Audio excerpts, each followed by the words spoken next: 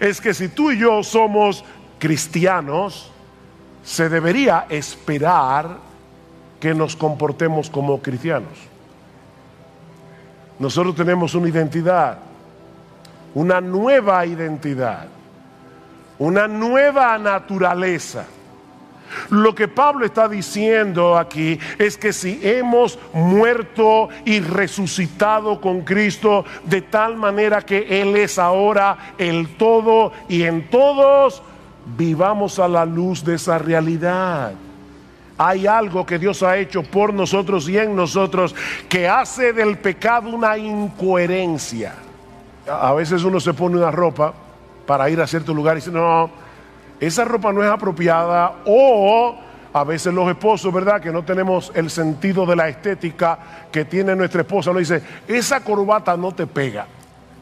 Ve a tu closet y toma esa ropa sucia, contaminada, maloliente, y bótala. Desechad también vosotros todas estas cosas: ira, enojo, malicia, maledicencia, lenguaje soez de vuestra boca, la mentira. Versículo 9: porque os habéis vestido del nuevo hombre, el cual se va renovando hacia un verdadero conocimiento, conforme a la imagen de aquel que lo creó. Somos un nuevo hombre en Cristo. Y ahora debemos vivir como lo que somos. Él murió en la cruz del Calvario para restaurar en nosotros la imagen de Dios. ¿Y saben dónde vemos la imagen de Dios? Plasmada en Cristo. En el capítulo 10 del Evangelio de Juan, no tienen que buscar ese texto ahora, pero el Señor Jesucristo se presenta a sí mismo como el buen pastor de las ovejas, que vino a dar su vida para que nosotros tengamos vida, que vino a dar su vida para que nosotros tengamos vida en abundancia, dice el texto. Y esa palabra significa literalmente excepcional, o si quieren ponerlo de otra manera, mejor de lo que yo esperaba. La vida que Cristo nos ofrece en el Evangelio no es meramente una especie de póliza de seguro que nos garantiza que iremos al cielo después de la muerte. No, Él vino a satisfacer aquí y ahora nuestras necesidades más urgentes y los anhelos más profundos de nuestras almas. Cristo vino a libertarnos de la esclavitud del pecado. Él vino a reconciliarnos con Dios. Él vino a dar sentido, propósito, trascendencia, significado a nuestra vida. Él vino a darnos seguridad, consuelo, gozo, esperanza, contentamiento. Él dio su vida en una cruz para que nosotros pudiéramos experimentar esa clase de vida. Por supuesto, además está decir que eso no quiere decir, valga la redundancia, que los cristianos estén ajenos a los inconvenientes de vivir en un mundo dañado por el pecado. Nosotros no estamos diciendo que los creyentes deben ir por la vida cantando "Because I'm happy", nada de eso. La vida cristiana de este lado de la eternidad es perfectamente compatible con el dolor, con la tristeza que nosotros experimentamos en este cuerpo de muerte, porque todavía nosotros no hemos llegado al lugar final de nuestro reposo. Mis hermanos, hay un solo cielo y no se encuentra aquí. De manera que experimentar la vida abundante que Cristo vino a ofrecer no significa que los cristianos vivimos en una especie de nirvana espiritual, ajenos a las luchas y angustias que son comunes a todos los hombres. Nosotros podemos tener gozo, contentamiento, esperanza en medio del dolor y de la aflicción, porque sabemos que tenemos un Padre en los cielos que cuida de nosotros. Sabemos que todas las cosas que Él decreta son para su gloria y son para el bien de nuestras almas. Sin embargo, y siendo bien honestos en esta mañana, debemos reconocer, mis hermanos, con tristeza, que hay muchas personas que profesan ser cristianas y no parecen estar disfrutando de esa vida abundante de la que habla el Señor en Juan capítulo 10. De hecho, más bien dan la impresión de que su cristianismo es una carga difícil, es una carga pesada, y nos preguntamos ¿por qué? ¿Por qué? ¿Cuál es el problema de este tipo de personas? Bueno, yo creo que no podemos dar una respuesta simplista a esta pregunta, porque no todos los casos caen en la misma categoría. Pero al menos yo creo que podemos decir en sentido general que esto suele suceder por una de dos cosas. Por un lado, porque es posible que algunos que profesen ser cristianos en realidad no sean creyentes. Son como esa higuera de la que va a hablar Marcos más adelante en su evangelio, que tenía muchas hojas, recuerdan, pero no tenía ningún fruto. Profesan ser cristianos, pero es una mera fachada sin sustancia. No tienen una relación real, vital, deleitosa con el Señor Jesucristo. Eso es probable. Pero también es probable que algunos cristianos verdaderos hayan perdido el foco de lo que significa seguir a Cristo y estén atravesando en este momento por una especie de invierno espiritual. Y lo triste es que algunos están allí y ni cuenta se dan. Y yo les ruego al Señor de verdad que despierte conciencia en esta mañana. Son creyentes que continúan haciendo básicamente las mismas cosas que han estado haciendo desde que se convirtieron al Señor, pero están funcionando en piloto automático, por decirlo de alguna manera. Ese era el problema de la iglesia en Éfeso, a la que el Señor le envía una de sus cartas en Apocalipsis capítulo 2. Él les dice claramente: ustedes están haciendo las mismas cosas de siempre. Sin embargo, yo tengo un problema con ustedes. Ustedes han perdido su primer amor. Ustedes están haciendo lo mismo, pero lo están haciendo con piloto automático. Son creyentes que se han dejado arrastrar por la inercia de sus corazones. Mis hermanos, nuestro corazón, mientras estemos de este lado de la eternidad, tiende hacia las cosas de este mundo, porque el pecado todavía mora en nosotros. Y eso incluye un montón de cosas que no son malas en sí mismas, pero que si se dejan sin freno, tarde o temprano van a desplazar al Señor del centro de nuestra vida y se van a convertir en un ídolo. Este tipo de personas suele tener un serio problema existencial. Un serio problema existencial. Porque ellos no pueden disfrutar plenamente de las cosas del mundo porque sus conciencias no se lo permiten. Son creyentes, tienen al Espíritu Santo y el Espíritu los anhela celosamente, así que no pueden disfrutar plenamente de las cosas de este mundo como lo disfrutaban antes cuando no eran creyentes, pero tampoco disfrutan plenamente de su vida cristiana, porque se han dejado absorber de tal manera por las cosas de este mundo, sean legítimas o no, que están languideciendo espiritualmente. Ellos están así como en una especie de tierra de nadie. Ellos viven como en un limbo espiritual.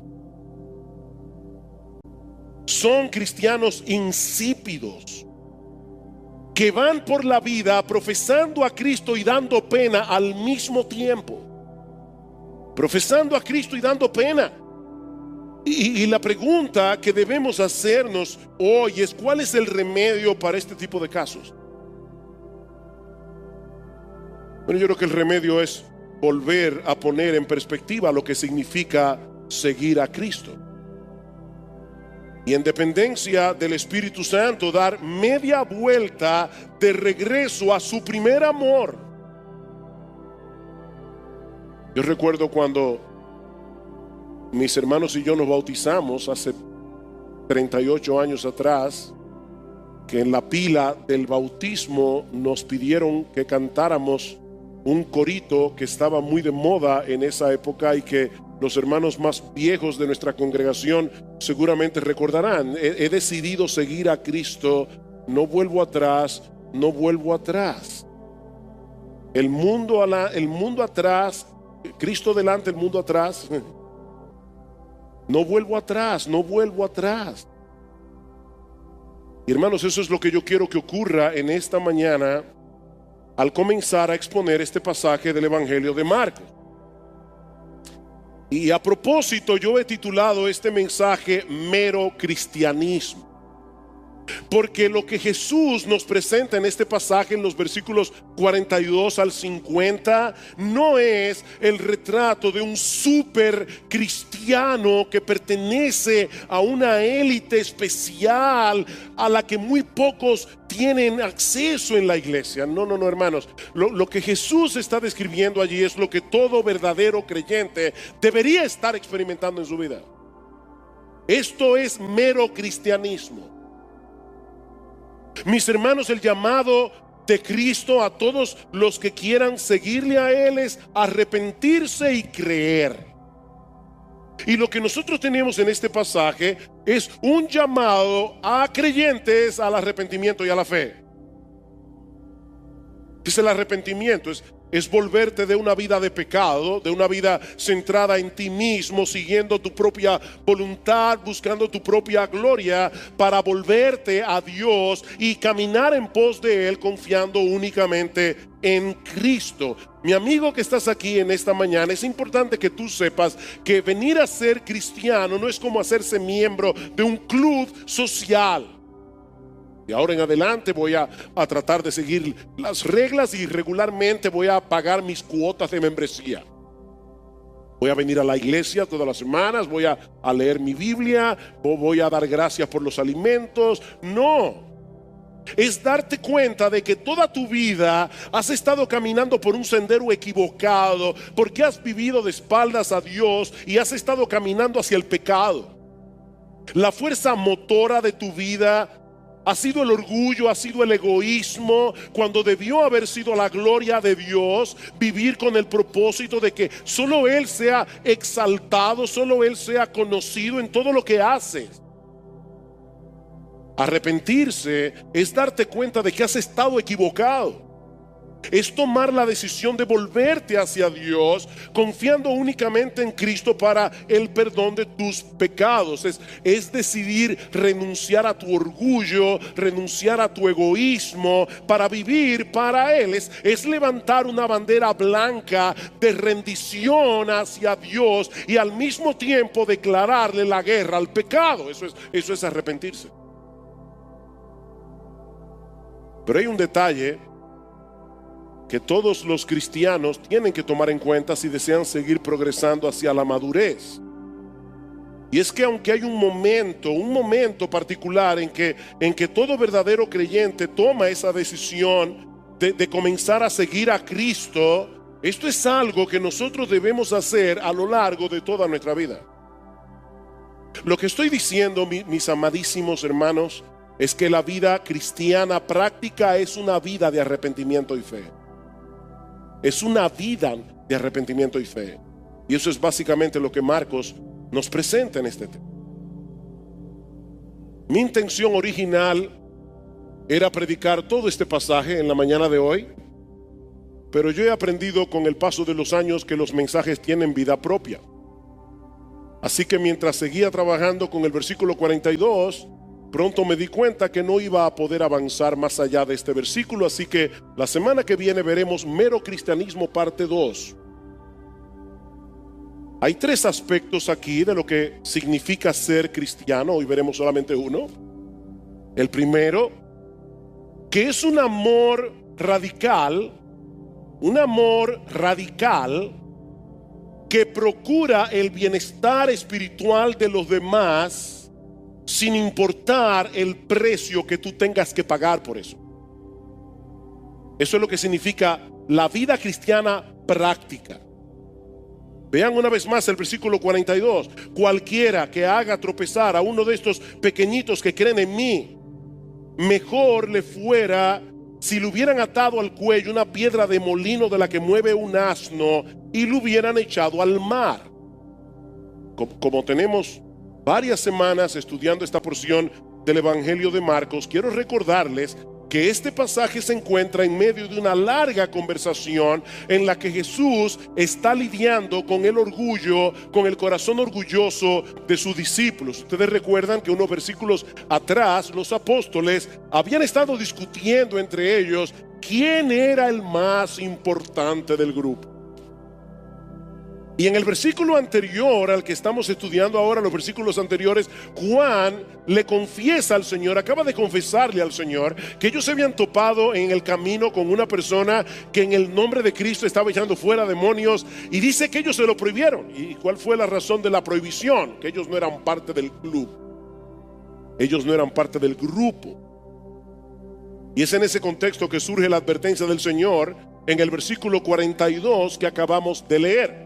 Porque el mismo principio pecaminoso que produce rivalidad y envidia ministerial es el mismo principio que produce los tropiezos. Cristo sigue hablando exactamente de lo mismo. Está tratando con el corazón orgulloso de los discípulos.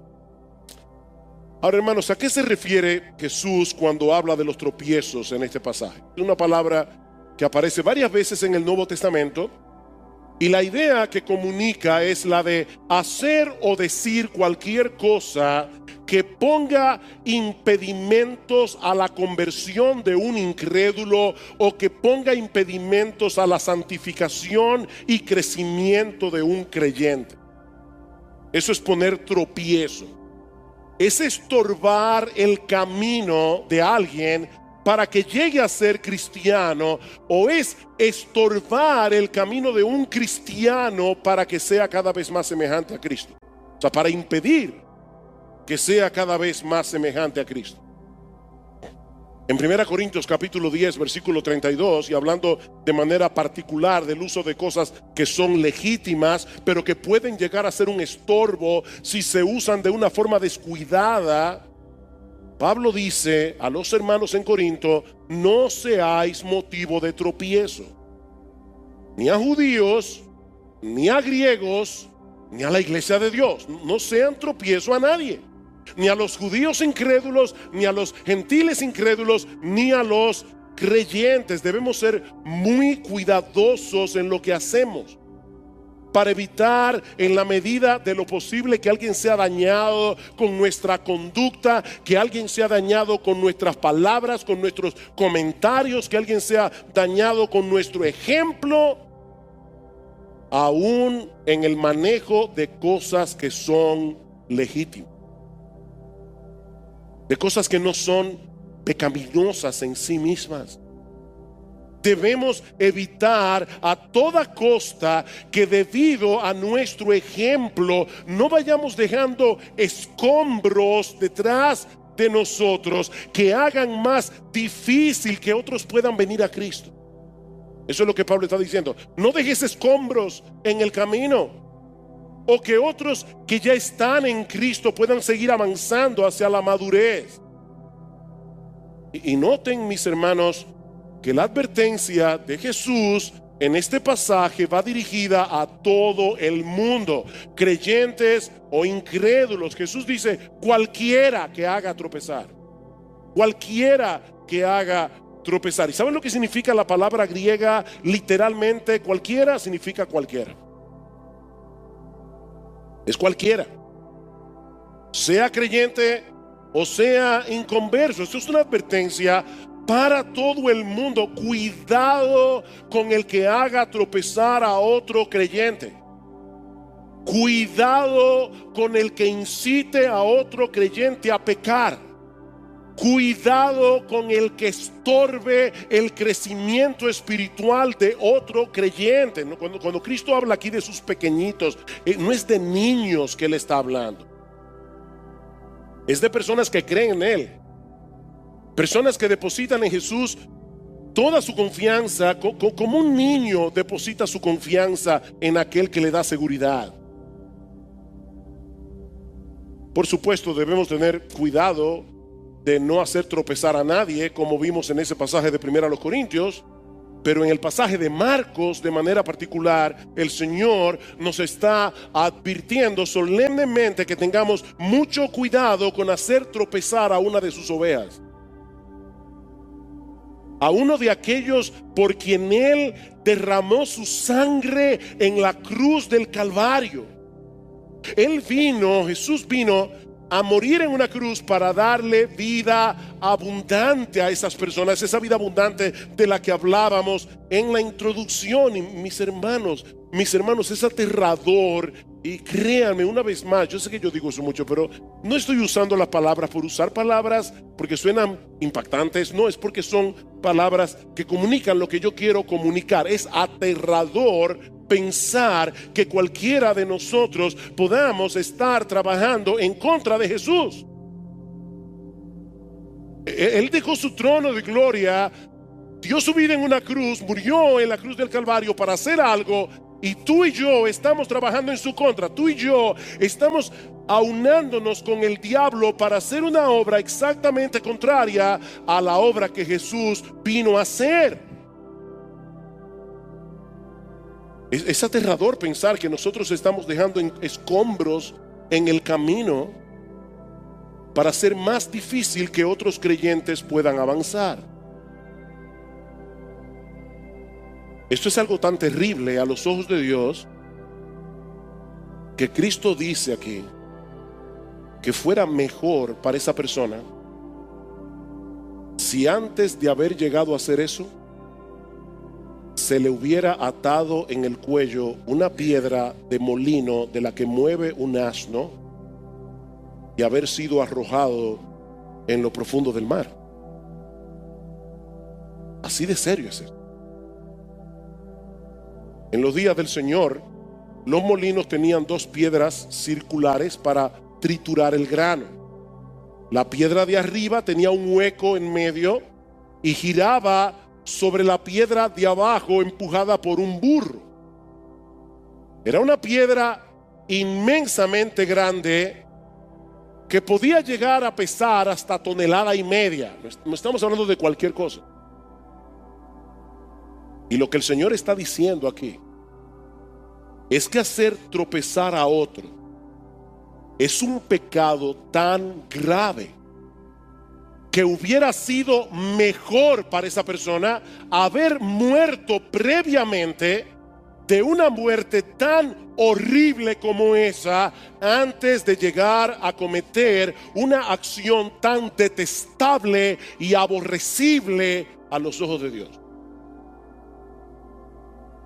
Mira, hubiera sido mejor que te pusieran 2 botas de cemento y te hubieran arrojado en lo profundo del mar.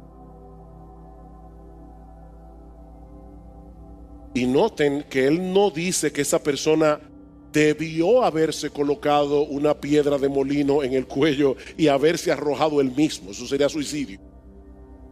No, el Señor no está promoviendo el suicidio. Lo que Jesús está diciendo aquí es que hubiera sido mejor para esa persona que lo hubieran arrojado en el fondo del mar con una piedra de molino en el cuello. Esto era un castigo que los romanos reservaban para sus peores enemigos. Era un castigo bárbaro. Y el Señor dice que sería mejor padecer esa clase de castigo antes que sufrir el castigo de Dios por haber hecho caer en pecado a alguno de sus hijos o haber entorpecido su crecimiento espiritual. Repito, hermanos, esto es serio. Este es el tipo de advertencia que nadie debe tomar a la ligera. Y lo que sorprende de este texto es que el Señor está haciendo esta advertencia, no lo olviden, a sus propios discípulos. A sus propios discípulos. Vean una vez más los versículos 35 al 37 que estudiamos la semana pasada, cuando ellos estaban discutiendo quién de nosotros es el mayor. Sentándose, llamó a los 12 y les dijo: si alguno desea ser el primero, será el último de todos y el servidor de todos. Y tomando a un niño, lo puso en medio de ellos, y tomándolo en su brazo les dijo: el que reciba a un niño como este en mi nombre, a mí me recibe. El que me recibe a mí, no me recibe a mí, sino al que me envió. El Señor está tratando con el orgullo que se estaba manifestando en la relación entre ellos, y les dice que el camino para llegar a ser grande en el reino de Dios, ¿saben cuál es? Ocupar el último lugar y servir a todo el mundo. Ese es el camino para llegar a ser grande.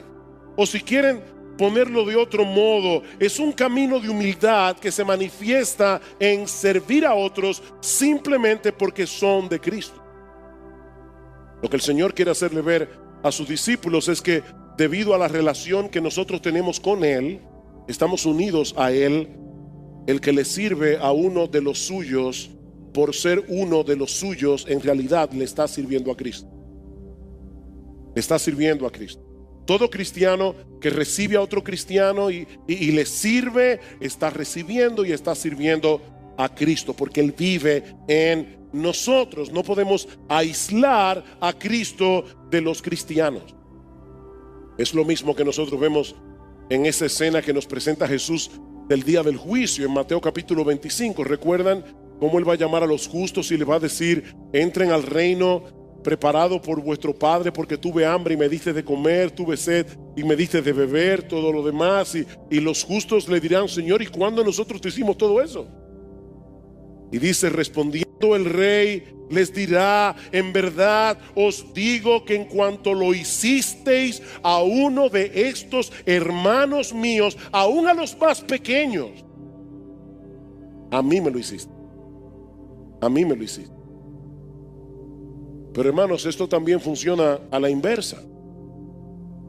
Cuando alguien le hace daño a un cristiano, es contra Cristo mismo que está pecando. Eso fue lo que el Señor le hizo ver a Saulo de Tarso antes de que llegara a ser el apóstol Pablo. Jesús se le presenta en el camino a Damasco y le dice: Saulo, Saulo, ¿por qué me persigues? Y Pablo le pregunta: Señor, ¿quién eres? Y él le dice: yo soy Jesús. Yo soy Jesús a quien tú persigues. Es tal la identificación de Cristo con su pueblo que perseguir a la iglesia, hacerle daño a la iglesia, atentar contra la iglesia, es perseguir a Jesús, es atentar contra Jesús. De manera que cuando un creyente le pone tropiezo a otro creyente, está cometiendo un pecado contra Cristo mismo de enormes proporciones. Y hermanos, hay muchas maneras de hacer eso. Hay muchas maneras de hacer eso.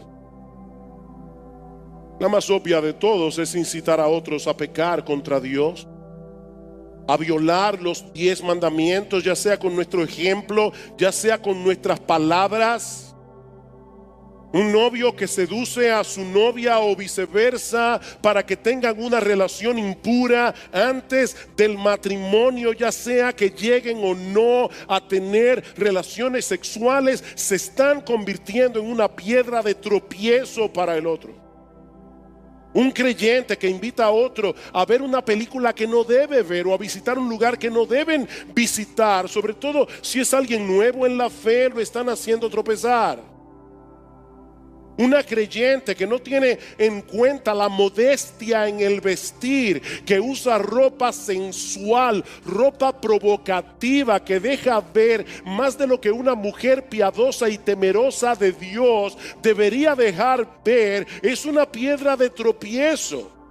Cuando usamos nuestra libertad descuidadamente, nuestra libertad sin tomar en cuenta el impacto que eso puede tener en la vida espiritual de otros creyentes, estamos siendo piedra de tropiezo. Pablo pone el ejemplo del vino en Romanos capítulo 14. Habían hermanos que venían de un trasfondo pagano donde el alcohol era un problema. Y sí, la Biblia no prohíbe el uso del vino, pero cuando un creyente en el uso de su libertad no tiene en cuenta que puede tener delante de él una persona que puede tropezar, que puede ser movida a su antiguo estilo de vida y no le importa, está siendo piedra de tropiezo. Pablo dice: si yo tengo que, por amor a Cristo y por amor a los hermanos, dejar de comer carne y dejar de beber vino para el resto de mi vida, no hay problema.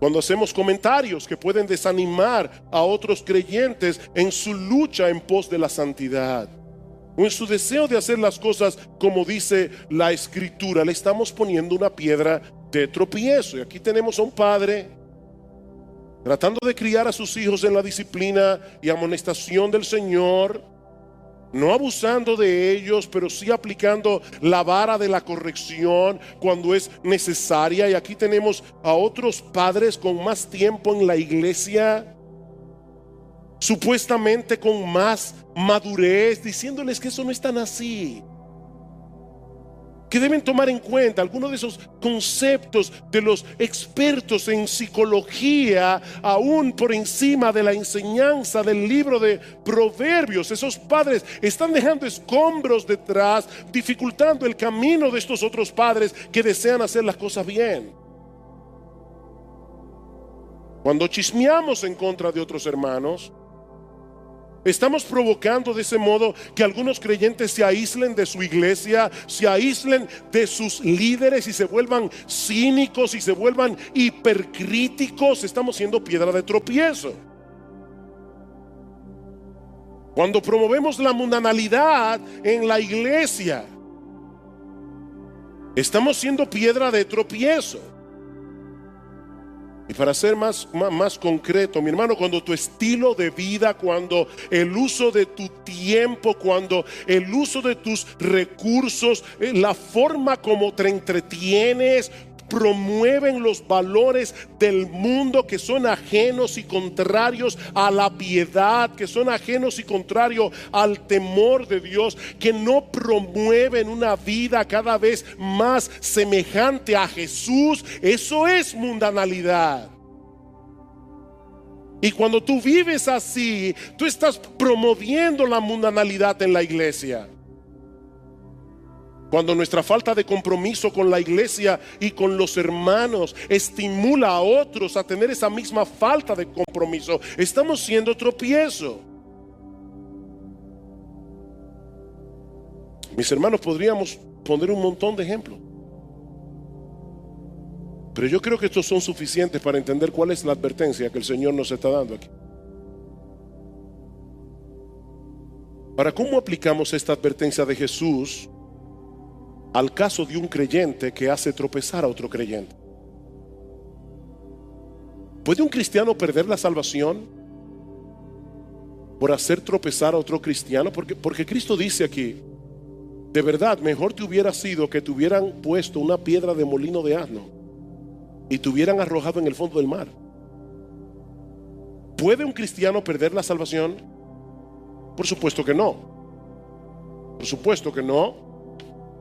La salvación de un verdadero creyente no se puede perder de ninguna manera, porque eso depende enteramente de la justicia perfecta de Cristo y no de nuestras buenas obras, y gloria al Señor por eso.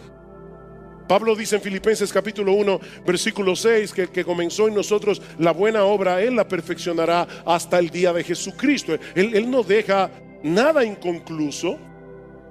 Si Él derramó su sangre por ti en la cruz del Calvario, mi hermano, mi hermana, tú puedes estar seguro de que vas a llegar a la gloria, porque ya Jesús hizo todo lo que había que hacer para que eso ocurra con toda certeza. Entonces, ¿para qué está esa advertencia aquí? Yo pienso que esa advertencia tiene al menos dos propósitos. Por un lado, para hacernos ver, mis amadísimos hermanos, miembros de Iglesia Bíblica del Señor Jesucristo, para hacernos ver que el hecho de que un creyente haga tropezar a otro creyente no es menos odioso delante de los ojos de Dios que si lo hubiera hecho un impío. No es menos odioso. Pablo dice en 1 Corintios 8:12, cuanto pecas contra los hermanos, hiriendo sus conciencias débiles, contra Cristo pecáis. Están siendo cómplices del diablo en dañar un alma por la que Cristo derramó su sangre en la cruz del Calvario con el propósito de santificarla.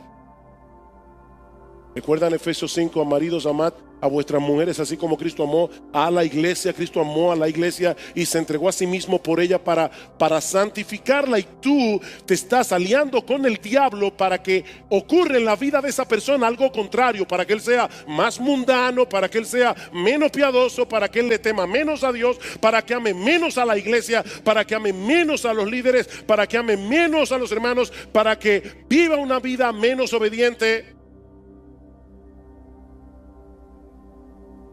Eso es odioso a los ojos de Dios. Él dio su vida para que esta persona pudiera ser rescatada de la esclavitud del pecado, para que pudiera crecer en santidad. Y tú le estás arrojando escombros en el camino para que se le haga más difícil avanzar hacia la madurez, para que sea menos semejante a Jesús. ¡Wow! Eso es detestable a los ojos de Dios. Miren, mis hermanos, los cristianos no merecemos un castigo menor que el de los impíos cuando hacemos eso. ¿Oyeron eso? Los cristianos no merecemos un castigo menor que el de los impíos cuando hacemos eso. Gracias al Señor que Él pagó por todos nuestros pecados en la cruz, si somos creyentes, aunque eso no evita la disciplina de Dios. Pero Él pagó por nuestros pecados, incluyendo el pecado de hacer tropezar a otros. Pero mis hermanos, de ninguna manera podemos tomar ese pecado a la ligera. Eso es lo que Cristo nos está haciendo ver aquí. Esto es algo odioso, es algo detestable, es algo abominable, es algo horrible a los ojos de Dios. Pero yo creo que hay otra razón adicional de por qué esa advertencia está ahí. Si una persona está viviendo descuidadamente, poniendo tropiezo a otros sin que eso perturbe su conciencia, sin que se arrepienta de su pecado, amparada en que esa es su libertad en Cristo, es muy probable que esa persona esté yendo camino al infierno. Es muy probable que esa persona esté yendo camino al infierno pensando que es un creyente y no lo es. Escuchen lo que sigue diciendo el Señor en los versículos 43 al 48 que vamos a estudiar la semana que viene. Él dice a sus apóstoles: mira, si tu mano te es ocasión de caer o de pecar, córtala. Córtala, porque te es mejor entrar en la vida manco que teniendo las dos manos ir al infierno, al fuego inextinguible. No olviden que ahí había uno que parecía ser del grupo y no era del grupo. Se llamaba Judas y terminó en el infierno. Judas no tomó en serio esta advertencia y él estaba allí. Si tu pie te es ocasión de pecar, córtalo. Te es mejor entrar cojo a la vida que teniendo los dos pies ser echado al infierno, donde el gusano de ellos no muere y el fuego no se apaga. Si tu ojo te es ocasión de pecar, sácalo, porque te es mejor entrar al reino de Dios con un solo ojo que teniendo dos ojos ser echado al infierno. Lo que Jesús está diciendo aquí es: la vida eterna, el reino de los cielos es tan valioso que vale la pena dejar fuera, echar fuera las cosas más valiosas que nosotros tenemos. Él no está enseñando aquí que nos mutilemos. Él no está enseñando literalmente que nos saquemos los ojos. Él está enseñándonos aquí que el discipulado tiene un costo.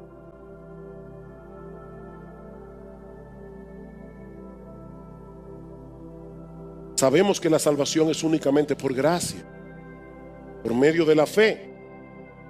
De hecho, esta tarde creo que el pastor Salvador va a estar predicando acerca de la relación de la fe y las obras. Hermanos, la Biblia dice que una fe que no produce obras es una fe que está muerta. Y de las obras que produce la fe, la más evidente es el amor a los hermanos. Porque tú puedes decir que tú amas a Dios, pero como Dios no se ve, es muy fácil decir eso. La prueba más evidente de que tú amas a Dios es que tú amas a los hermanos. Primera de Juan capítulo 3. Nosotros sabemos que hemos pasado de muerte a vida en que amamos a los hermanos. El que no ama a su hermano permanece en muerte. En esto hemos conocido el amor, en que Él puso su vida por nosotros. También nosotros debemos poner nuestras vidas por los hermanos. Es un amor radical. Amados, amémonos unos a otros, porque el amor es de Dios. Primera de Juan 4. Todo aquel que ama es nacido de Dios y conoce a Dios. El que no ama no ha conocido a Dios, porque Dios es amor. Primera de Juan 4:20. Si alguno dice yo amo a Dios y aborrece a su hermano, es un mentiroso. Pues el que no ama a su hermano a quien ha visto, ¿cómo puede amar a Dios a quien no ha visto? Y nosotros tenemos este mandamiento de Él: el que ama a Dios, ame también a su hermano. A final de cuentas, lo que nosotros tenemos en Marcos capítulo 9, versículo 42, si lo vemos positivamente, es un llamado a amar a nuestros hermanos en la fe, haciendo todo lo que esté a nuestro alcance para que sigan creciendo a la imagen de Jesús. Todo lo que esté a nuestro alcance. No se trata simplemente de dejar de hacer cosas que pueden ser de tropiezo a otros. No, este es un llamado a amar a los demás con un amor radical, al punto de negarnos cosas que pueden ser legítimas, al punto de cambiar nuestros planes porque queremos promover el bienestar espiritual de nuestros hermanos, y todo eso con la motivación de amor a Cristo, porque amamos a Cristo. Marcos capítulo 9, versículo 42. Y cualquiera que haga tropezar a uno de estos pequeñitos que creen en mí, mejor le fuera si le hubieran atado al cuello una piedra de molino de las que mueve un asno y lo hubieran echado al mar. Vamos a orar una vez más. Padre, este es un pasaje sobrio de tu palabra. Es una advertencia muy solemne de parte del Señor. Y nosotros queremos que tú prepares nuestros corazones para recibir esta palabra con mansedumbre. Que tú quites de nosotros cualquier prejuicio, cualquier anhelo de autojustificación, y que tú obres poderosamente, Señor, a través de tu palabra, porque te lo pedimos en Cristo. Amén. En el capítulo 10 del Evangelio de Juan, no tienen que buscar ese texto ahora, pero el Señor Jesucristo se presenta a sí mismo como el buen pastor de las ovejas, que vino a dar su vida para que nosotros tengamos vida, que vino a dar su vida para que nosotros tengamos vida en abundancia, dice el texto. Y esa palabra significa literalmente excepcional, o si quieren ponerlo de otra manera, mejor de lo que yo esperaba. La vida que Cristo nos ofrece en el Evangelio no es meramente una especie de póliza de seguro que nos garantiza que iremos al cielo después de la muerte. No, Él vino a satisfacer aquí y ahora nuestras necesidades más urgentes y los anhelos más profundos de nuestras almas. Cristo vino a libertarnos de la esclavitud del pecado. Él vino a reconciliarnos con Dios. Él vino a dar sentido, propósito, trascendencia, significado a nuestra vida. Él vino a darnos seguridad, consuelo, gozo, esperanza, contentamiento. Él dio su vida en una cruz para que nosotros pudiéramos experimentar esa clase de vida. Por supuesto, además está decir que eso no quiere decir, valga la redundancia, que los cristianos estén ajenos a los inconvenientes de vivir en un mundo dañado por el pecado. Nosotros no estamos diciendo que los creyentes deben ir por la vida cantando "Because I'm happy", nada de eso.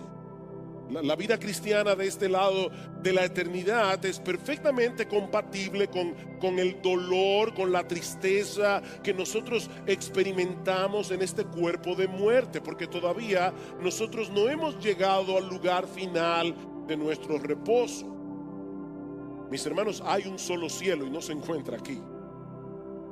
De manera que experimentar la vida abundante que Cristo vino a ofrecer no significa que los cristianos vivimos en una especie de nirvana espiritual, ajenos a las luchas y angustias que son comunes a todos los hombres. Nosotros podemos tener gozo, contentamiento, esperanza en medio del dolor y de la aflicción, porque sabemos que tenemos un Padre en los cielos que cuida de nosotros. Sabemos que todas las cosas que Él decreta son para su gloria y son para el bien de nuestras almas.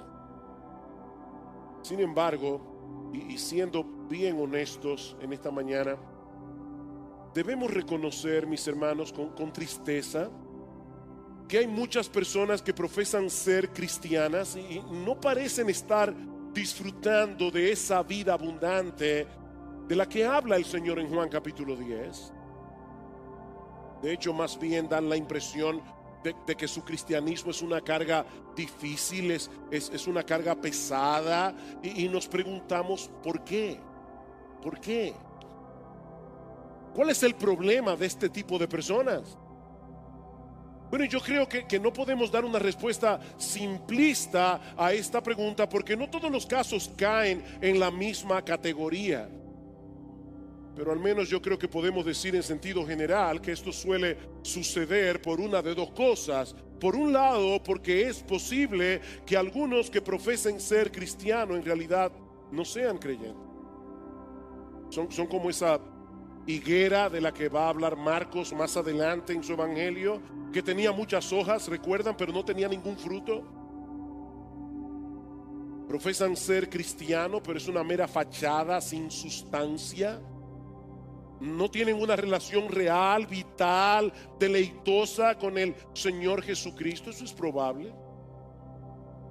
Pero también es probable que algunos cristianos verdaderos hayan perdido el foco de lo que significa seguir a Cristo y estén atravesando en este momento por una especie de invierno espiritual. Y lo triste es que algunos están allí y ni cuenta se dan. Y yo les ruego al Señor de verdad que despierte conciencia en esta mañana.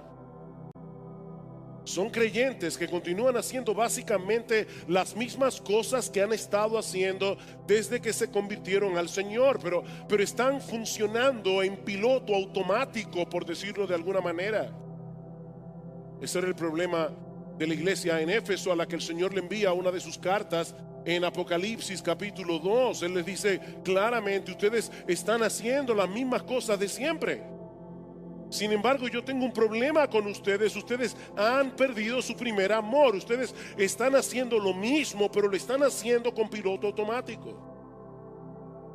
Son creyentes que se han dejado arrastrar por la inercia de sus corazones. Mis hermanos, nuestro corazón, mientras estemos de este lado de la eternidad, tiende hacia las cosas de este mundo, porque el pecado todavía mora en nosotros.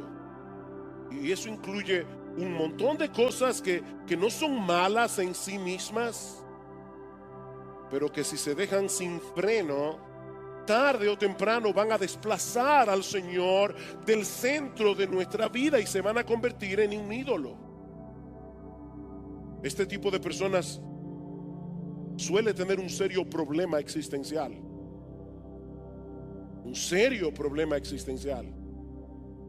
Porque ellos no pueden disfrutar plenamente de las cosas del mundo porque sus conciencias no se lo permiten.